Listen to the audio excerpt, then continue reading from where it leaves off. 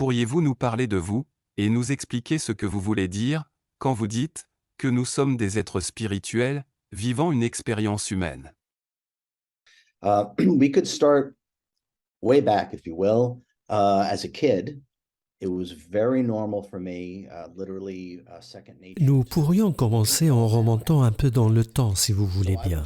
Quand j'étais un enfant, c'était littéralement une seconde nature pour moi que de faire l'expérience de la projection astrale.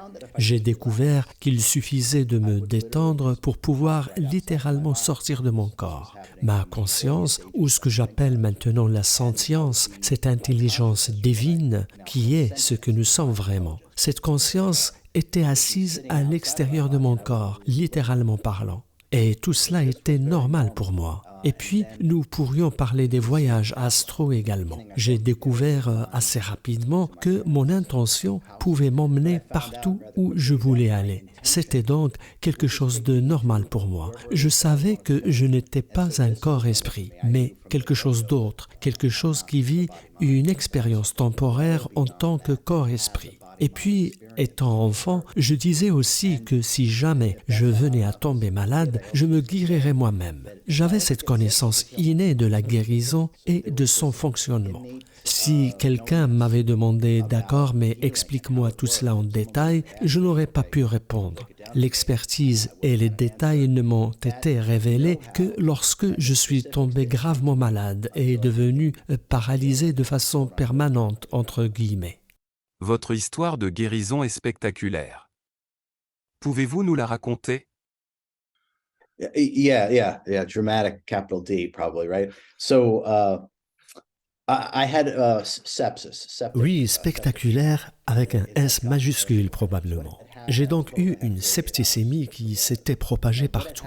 On m'a dit que je n'avais que 48 heures à vivre. Ce qui s'était passé, c'est que la septicémie avait atteint une zone de ma colonne vertébrale, ce qui a causé un écrasement des vertèbres. La colonne vertébrale n'ayant pas de mécanisme d'auto-guérison ni d'auto-réparation, la septicémie avait donc atteint ma colonne vertébrale et j'étais devenu paralysé du tronc jusqu'aux pieds. En plus de la septicémie, on m'avait diagnostiqué une pancréatite, une thyroïdite, un diabète de type 1, une maladie auto-immune appelée Hashimoto, mais aussi quelque chose appelé la dysréflexie autonome, une maladie qui perturbe complètement tout ce qui est respiration, rythme cardiaque et température corporelle. J'avais donc toutes ces infections en même temps. C'était très difficile. On m'a transporté d'urgence à l'hôpital pour subir une opération appelée laminectomie, qui consiste à racler littéralement l'infection de votre colonne vertébrale. D'ailleurs, il y a une vidéo à ce sujet que vous trouverez sur mon site web.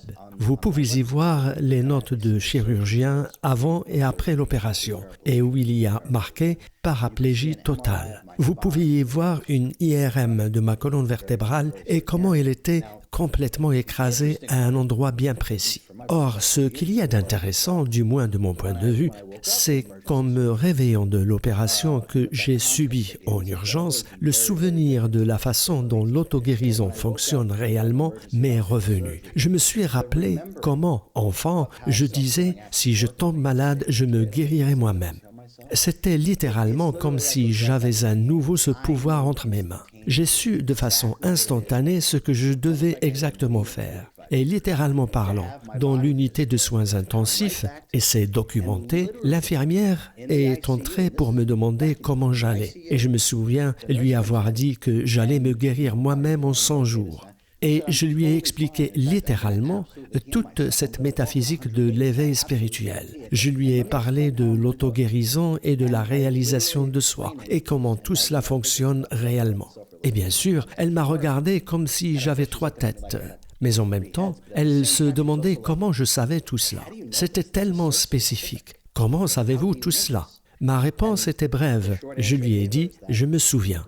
Et comme je l'avais prédit, 100 jours plus tard, j'ai pu marcher sans aucune aide. Je suis complètement guéri et je ne prends pas de médicaments. Je ne suis plus paralysé. Et bien sûr, j'ai écrit un livre et j'enseigne la métaphysique authentique de l'auto-guérison et de la réalisation de soi depuis le 23 avril 2016, quand j'étais devenu paralysé de façon permanente, entre guillemets. Vous êtes évidemment assis dans un fauteuil. Mais autrement, vous faites du jogging et du sport.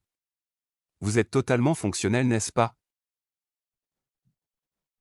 Oui, tout à fait. Il y a d'ailleurs une vidéo parce que de temps en temps, j'entends quelqu'un dire « mais il est toujours assis dans un fauteuil ». J'ai eu de nombreux clients en personne. Si je faisais semblant, quelqu'un en aurait parlé. J'ai une vidéo où l'on me voit quand j'étais paralysé, ainsi que les notes du médecin et tout le reste. Et vers la fin, vous pouvez me voir en train de gravir une énorme colline dans des montagnes à Kauai. Donc oui, je suis totalement fonctionnel. Quels sont les fondamentaux de votre méthode de guérison? So sometimes I get asked the question, okay, how did you do it, RJ? How did you unparalyze? Parfois, on me pose effectivement la question et on me dit « Comment vous êtes-vous débarrassé de votre paralysie ?» Bien, j'ai écrit tout un livre qui explique tout cela parce qu'on ne peut pas tout expliquer en une phrase. Mais je peux, pour répondre à votre question, résumer l'aspect fondamental de ma méthode en disant que la guérison est une question de déconstruction du faux moi. Le faux moi, c'est l'esprit égoïque, pour ainsi dire, ou ce que j'appelle l'identité esprit-égo. C'est l'histoire que nous nous racontons sur qui nous pensons être. C'est notre ressenti vis-à-vis de nous-mêmes et par conséquent vis-à-vis du monde. Ça serait ça la réponse la plus courte à votre question. C'est donc une question de détachement ou non-identification au corps-esprit. En ce qui me concerne, l'attachement a été facilité puisque je ne pouvais pas sentir mon corps. Ça n'aurait pas marché. Donc, j'ai su de manière instantanée, même si c'est quelque chose que je savais depuis l'enfance, que je ne suis pas un corps-esprit, mais plutôt cette sentience. La sentience est une intelligence divine. Elle est amour et sagesse, et elle est à l'origine de nos talents et nos capacités. C'est ce que nous sommes vraiment. Nous recevons de l'énergie, y compris ce corps d'énergie, ce corps physique, pour créer. Mais nous ne sommes pas ce que nous créons, tout comme le peintre n'est pas la peinture. Nous ne sommes donc pas l'histoire que nous nous racontons. La déconstruction du faux moi est par conséquent essentielle à l'auto-guérison, à la réalisation de soi ou à l'éveil spirituel. Sommes-nous notre histoire ou les créateurs de notre histoire? Certaines choses que je dis peuvent sembler comme des oxymores, n'est-ce pas? Mais en réalité, c'est le vrai détachement qui vous permet de percevoir cet espace entre vous en tant que conscience de votre corps-esprit et ce que vous créez par le biais de la manipulation de l'énergie elle-même. C'est pourquoi j'utilise l'analogie du peintre qui n'est pas la peinture, n'est-ce pas? Maintenant, la raison pour laquelle notre niveau de conscience est anormal, c'est parce que nous nous identifions à notre corps physique et par conséquent aux pensées, aux émotions et aux expériences que fait notre corps.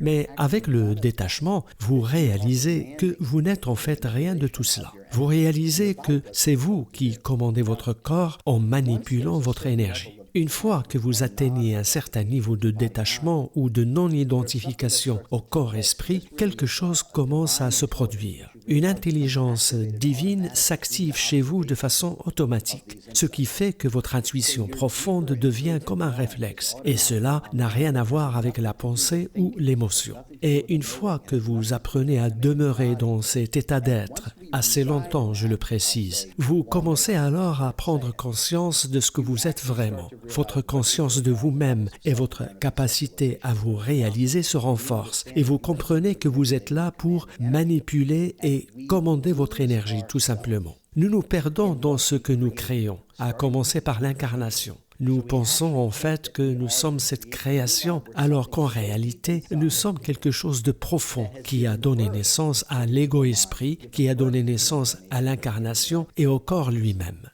Diriez-vous que nous sommes piégés dans l'histoire que nous nous racontons?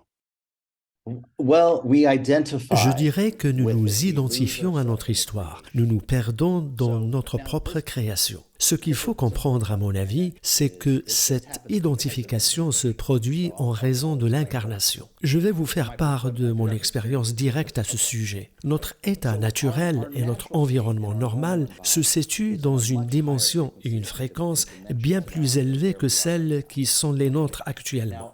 Or, notre moi supérieur, à l'instar d'une pieuvre qui plonge sa tentacule pour voir à quoi ressemble l'eau en dessous, notre moi supérieur projette une partie de lui-même, une partie de sa sentience et de son énergie dans une âme, et c'est ce que nous sommes. Donc, notre environnement normal est tellement supérieur, aussi bien en fréquence qu'en dimension, que nous ne pouvons pas vraiment nous identifier à lui tant que nous n'en avons pas fait l'expérience.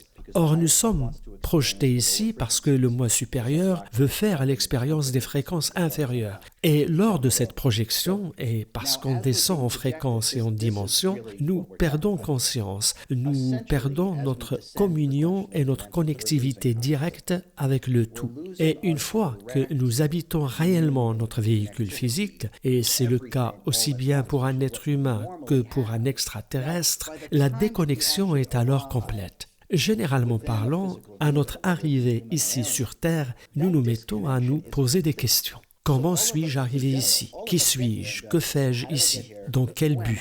Nous avons toutes ces questions, mais sans aucune réponse, car la déconnexion d'où nous venons est complète. Or, ce que nous faisons à partir de cet état de fait, et c'est cela qui est vraiment la cause de ce que nous appelons la souffrance, c'est que, au lieu de porter notre attention sur l'intérieur pour raviver notre connexion à notre moi supérieur, au lieu de cela, nous faisons exactement le contraire. Nous utilisons nos 5 sens pour nous focaliser sur l'extérieur et nous créons ainsi un personnage basé sur des identifications à d'autres personnes, à des idéologies, à des concepts, à des croyances. Nous formons littéralement un faux personnage, ce que j'appelle l'identité esprit-ego, qui n'a en réalité rien à voir avec ce que nous sommes. C'est une création, et donc une histoire que nous nous racontons sur qui nous pensons être, une histoire sur notre façon de nous percevoir et de percevoir le monde.